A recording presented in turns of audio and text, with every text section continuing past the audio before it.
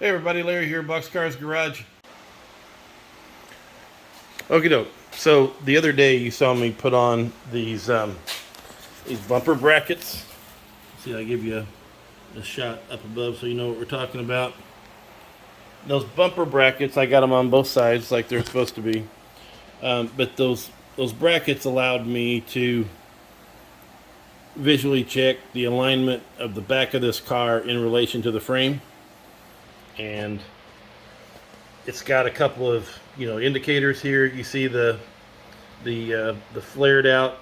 There's a flared out little square that happens when this is complete, and you center that up with your bracket, and you're pretty good.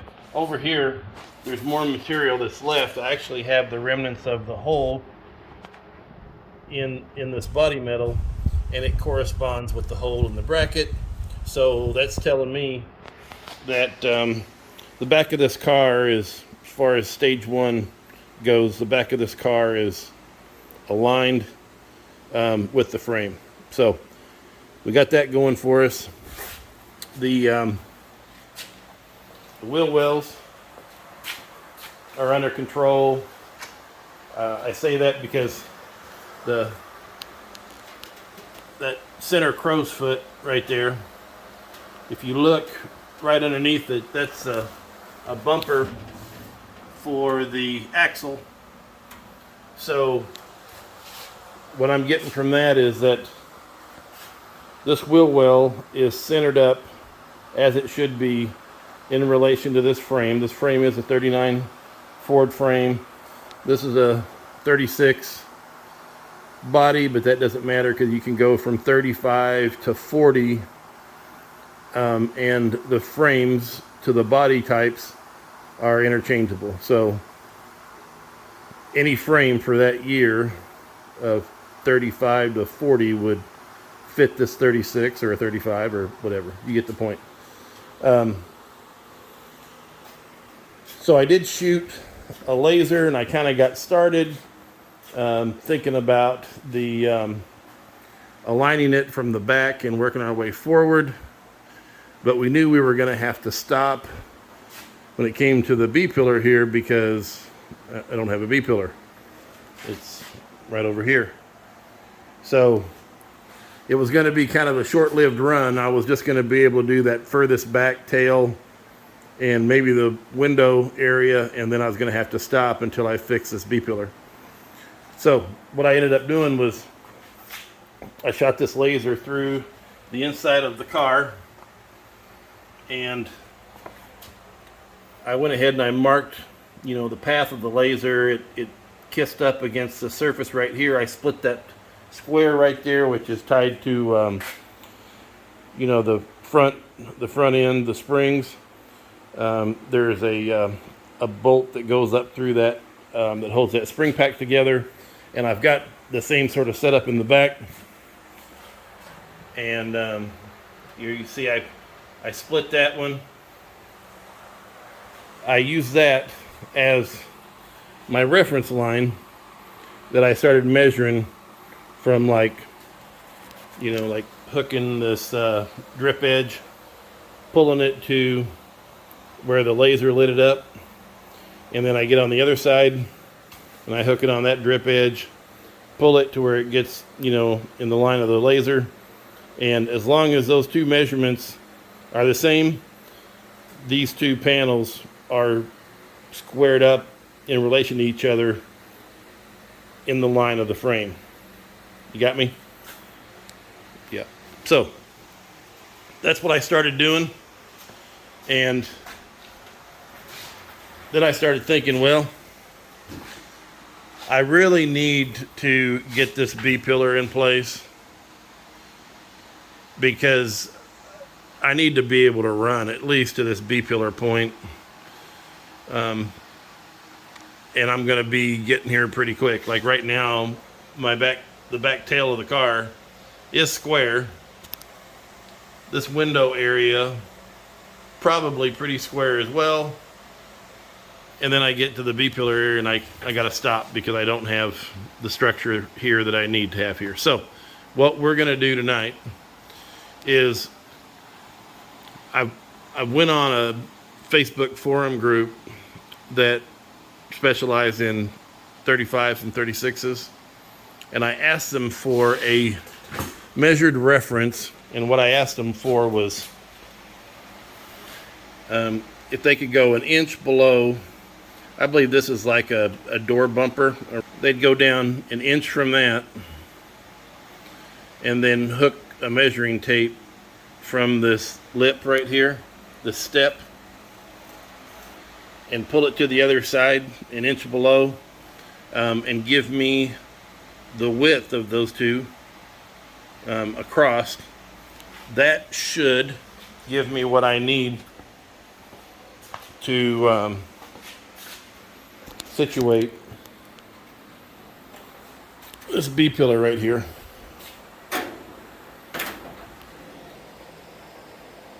Let me know in or out or whatever else. And then with that, I'd be able to start cutting this back and deciding, you know, where everything is going to get tacked in at. I was lucky enough to have, I'm looking for a light, another light. I'm going to show you guys something. And flashlights just run away in this shop. Okay, as far as locating this this B-pillar, I don't think it's going to be too bad of a task, because look at what we have left behind here. You see,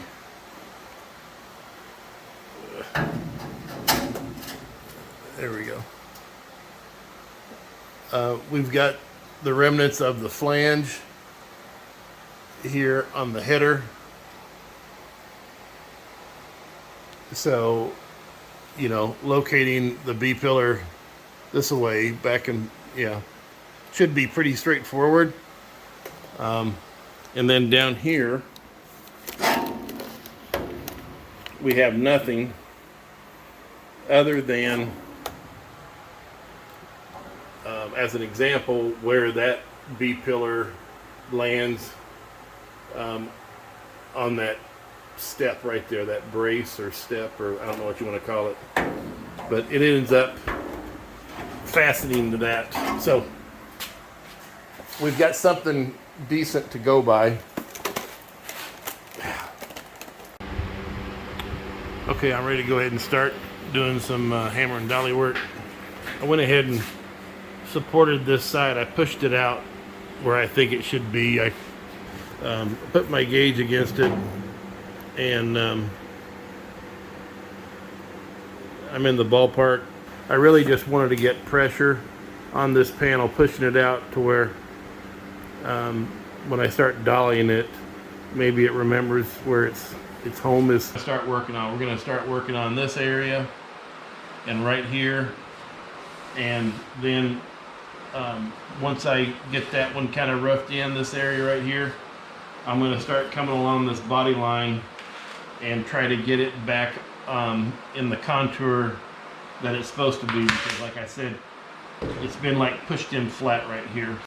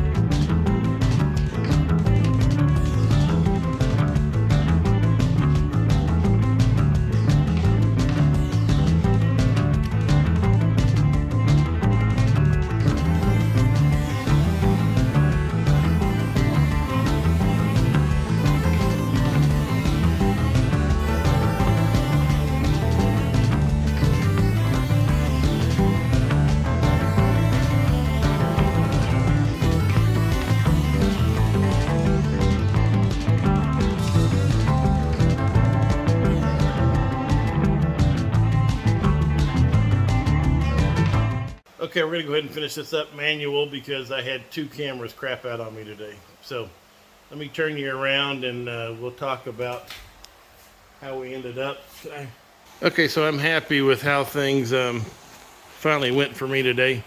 Thought I'd go ahead and kind of review what things popped up that I wasn't expecting. And this is just from the standpoint of if you've got a coupe and you're going to swap out the B-pillar and all you've got is a four-door sedan available to you as far as scabbing parts from. This is the differences that I've noticed between the four-door pieces and the coupe pieces. So let me show you. First off, this seal here is much wider than that of a sedan. So that's going to require some tweaking, some modifications to get those to line up. Like an inch difference. Next thing that was of difference, let me see. Oh, this is gonna be fun later. So I measured the tip of this point to the edge and the tip of this point to the edge, and it's different. This jam is different than my coupe jam. So I could end up maybe having to do some alteration in the inside face of this jam, or there may be adjustment enough to accommodate it. I'm not sure, but this back standoff it's got the same profile, but it's got a different thickness. I've got a bird's mouth discrepancy between the two doors now. That's going to have to be worked. And I don't care. I'd be happy just to hide it and not fix it as long as I get that door to relate correctly with the jam that it's on. Here's the difference. Four-door sedan. You see how this is all one piece? It's all smooth. There is no joints right here. There's a seam right there.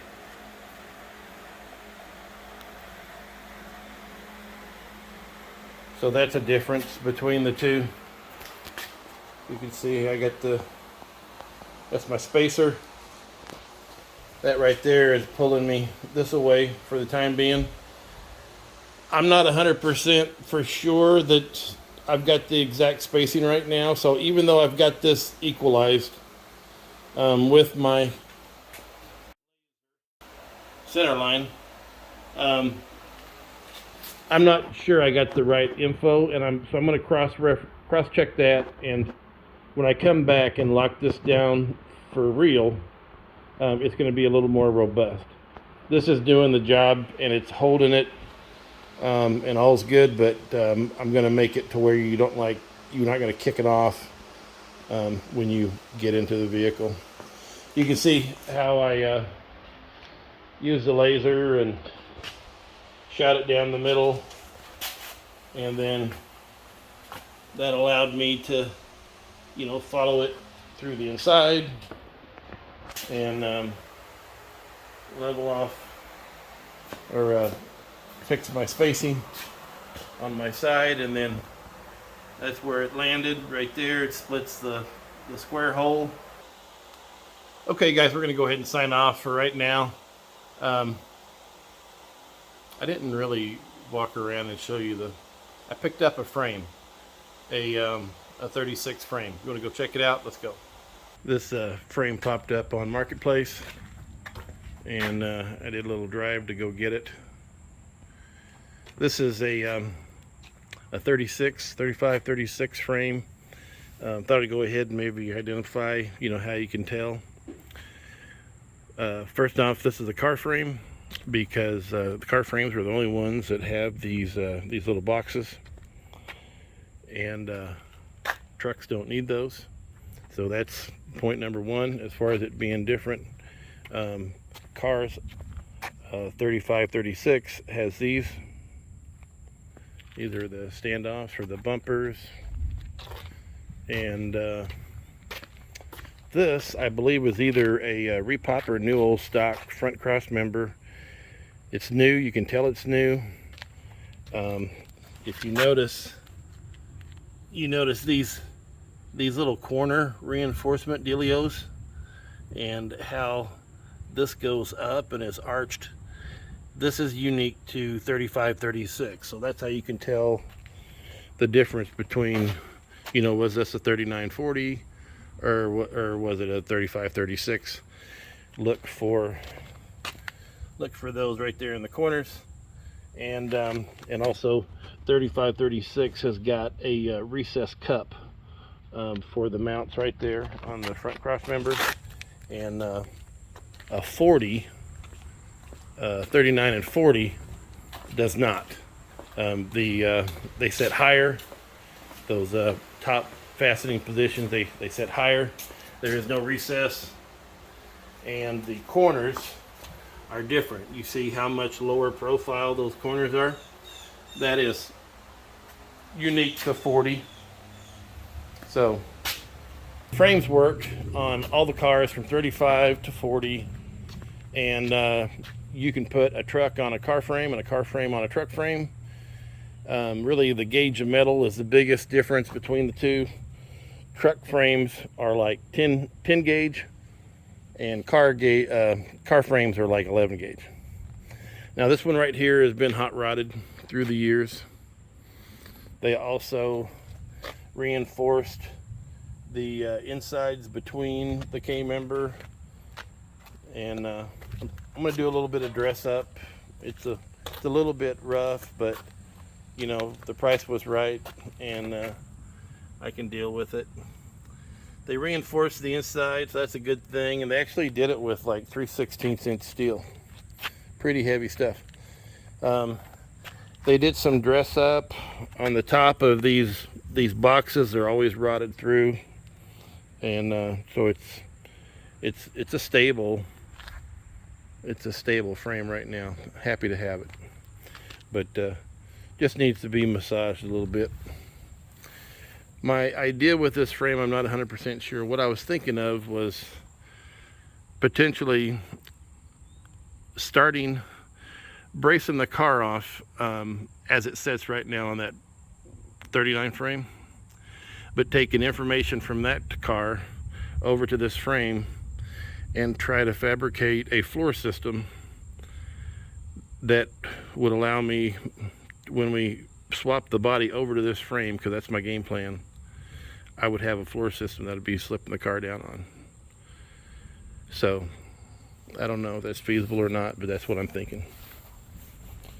Anyway, the fellow that sold me this, Ryan, the guy that sold it to me, and he's got a killer flathead roadster.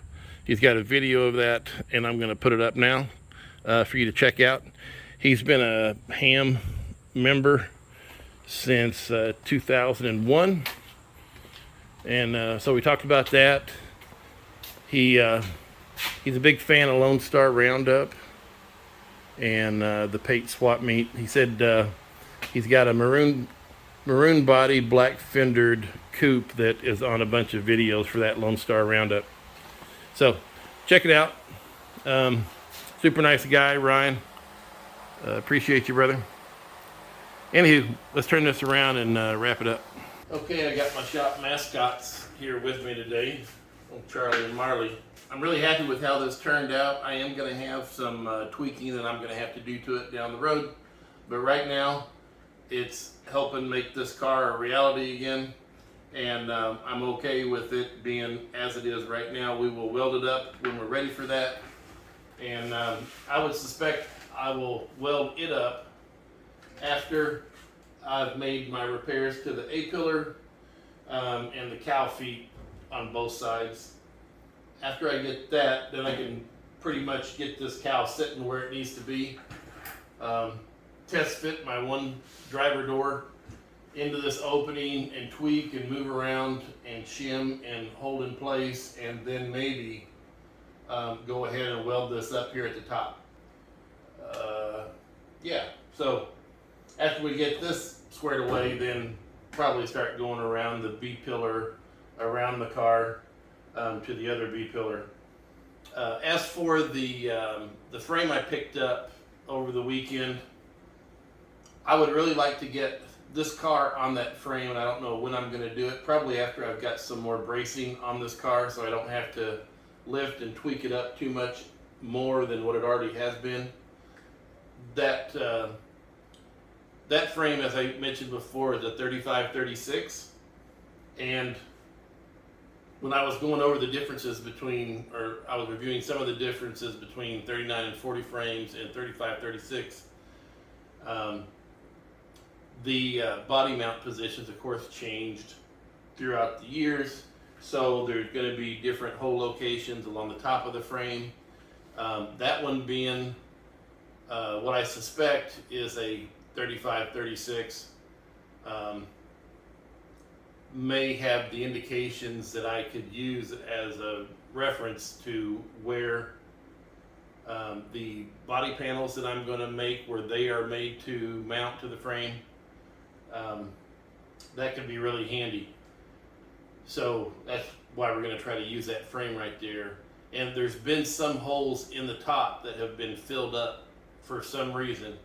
So, you know, it might have started out as a 35-36, and then somebody adapted it to another car, another year. I don't know. There's been, but you can see indications of holes on the top of the frame. So maybe that'll help during the build if that's the case. We'll see how it goes. I've got some work to do on this side still, of course. This panel right here is a little bit flat. I can see it right here. Right here there must have been some damage. This whole thing needs to be pulled out, and I don't know when I'm going to do that, but that's something that I see that's got to be done. But it looks pretty good at like 10 feet. Everything's good. So anyway, thanks for visiting me in the crusty old 36 and making it to the end of the video. To my subscribers, I appreciate you guys. You helped me get up over 1,000. That only happened because of you and your willingness to give me a shot and come back and watch the video. So hats off to you, and to all those that are thinking about subscribing, take a look at my other videos I've put out, and if you like the vibe of the channel, and if you are interested in the projects and the kind of stuff I get myself into, give it a shot, consider it, and with that, I'll go ahead and let you go. Catch you later. Bye.